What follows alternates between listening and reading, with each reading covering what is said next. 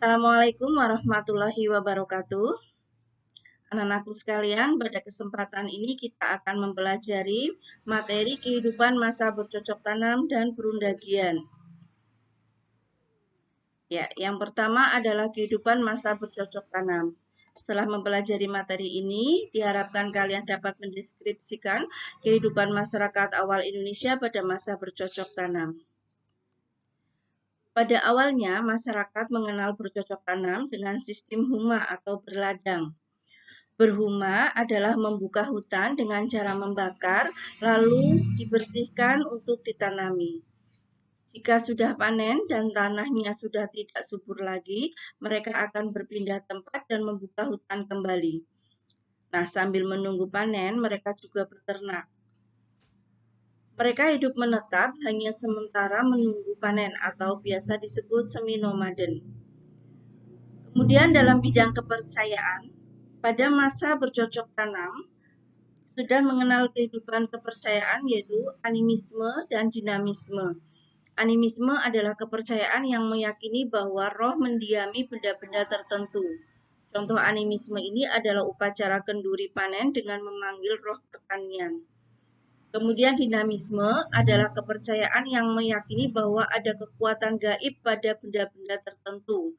Misalnya, mereka menaruh hormat kepada pohon, batu besar, gunung, dan juga jimat. Dalam bidang sosial, mereka sudah mulai hidup menetap. Kemudian mereka jumlah anggotanya semakin banyak sehingga mereka membuat kelompok-kelompok perkampungan. Dengan adanya kelompok perkampungan, maka dibuatlah sebuah peraturan untuk menjaga ketertiban kehidupan masyarakatnya. Kemudian diangkat seorang pemimpin yang berwibawa, kuat, dan disegani untuk mengatur anggotanya. Mereka juga sudah mengenal kehidupan gotong royong, sehingga mereka saling melengkapi, saling membantu, dan saling berinteraksi dalam upaya memenuhi kebutuhan hidupnya. Dalam bidang budaya, mereka sudah mengenal kebudayaan yang berkembang sangat pesat. Kebudayaan itu digunakan pada masa bercocok tanam, baik yang terbuat dari tanah liat, batu, maupun tulang. Hasil kebudayaan pada masa bercocok tanam diantaranya beliung persegi, kapak lonjong, mata panah, gerabah. Ini yang semuanya digunakan ada hubungannya dengan kegiatan bercocok tanam. Kemudian perhiasan. Kemudian bangunan-bangunan megalitikum. Kalau bangunan megalitikum ini ada hubungannya dengan kehidupan kepercayaan. Di antaranya ada menhir, yaitu tiang batu yang digunakan untuk menyembah arwah nenek moyang, dolmen, meja batu yang digunakan untuk menyimpan sesaji atau meletakkan sesaji, sarkofagus, peti kubur batu yang bentuknya persegi panjang, kemudian kubur batu, punden berundak, makam yang dibuat berundak-undak, waruga, peti kubur batu yang bentuknya lingkaran, kemudian arca atau patung yang terbuat dari batu. Dalam bidang ekonomi, mereka sudah mulai bisa mengolah alam untuk memenuhi kebutuhan hidup. Mereka sudah mulai mengenal pertanian, mulai mengenal tukar menukar barang atau yang biasa disebut dengan barter. Pada saat itu juga mereka selain bercocok tanam juga sudah mulai beternak, mengembangbiakan binatang ternak seperti ayam, kerbau, dan hewan ternak lainnya. Kemudian dalam bidang teknologi, pada masa ini terjadi revolusi besar dalam peradaban manusia, yaitu perubahan dari kehidupan food catering menjadi food production, sehingga ini dipengaruhi oleh adanya teknologi yang berkembang pada saat itu. Ya, meningkat ke masa perundagian. Kalian diharapkan dapat mendeskripsikan kehidupan masyarakat awal Indonesia pada masa perundagian. Masa perundagian ini memiliki peran yang sangat penting karena pada saat itu sudah terjadi hubungan antar daerah-daerah di sekitar kepulauan Indonesia.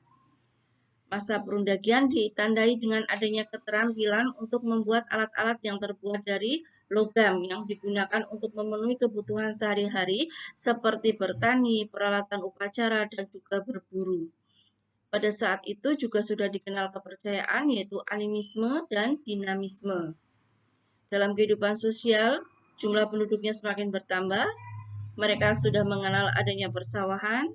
Mereka sudah mengenal adanya golongan undagi, yaitu orang-orang yang pekerjaannya membuat alat-alat yang terbuat dari logam.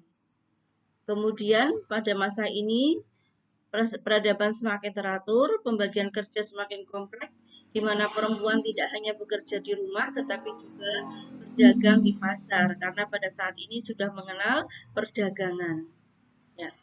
Dalam bidang ekonomi sudah dikenal sistem pembayaran, kemudian rumah yang dihuni tidak semuanya sederhana, tetapi ada juga rumah yang sudah bertingkat.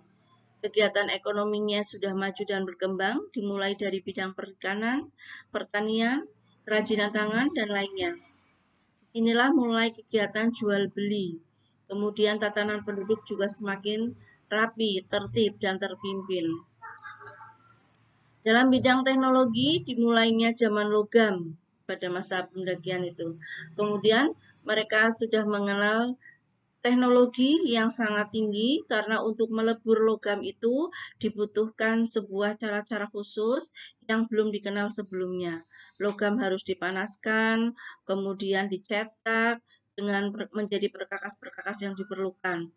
Logam yang merupakan campuran antara timah dan tembaga menghasilkan jenis logam baru yang disebut perunggu. Zaman logam disebut juga dengan zaman perunggu karena banyaknya alat-alat yang terbuat dari perunggu. Nah, zaman logam itu sendiri sebetulnya dibagi menjadi 3, yaitu zaman tembaga, zaman perunggu, dan zaman besi. Tetapi di Indonesia tidak mengenal zaman tembaga. Pada masa perundakian terdapat 2 macam teknik untuk membuat benda dari benda perunggu, yaitu teknik 2 setangkup atau bivalve dan teknik cetak tuang atau agar perdu. Teknik bivalve itu bendanya, cetakannya bisa digunakan berulang kali, bentuknya cetakan yang ditangkupkan. Sementara kalau agar perdu itu cetakannya hanya dipakai sekali saja. Jadi, benda yang dikehendaki dibuat terlebih dahulu dari lilin. Kemudian lilin itu dilapisi dengan tanah liat. Lilin yang telah dilapisi tanah liat itu kemudian dipanaskan. Proses awalnya seperti itu. Demikian anak-anak pembelajaran hari ini. Semoga kalian diberi kemudahan dan kepahaman. Silakan kalian pelajari modul lebih lanjut yang ada hubungannya dengan materi ini supaya pengetahuan kalian juga semakin banyak. Jangan lupa kerjakan latihan soal yang terdapat di modul sebagai persiapan kalian untuk menghadapi penilaian tengah semester. Sekian, wassalamualaikum warahmatullahi wabarakatuh.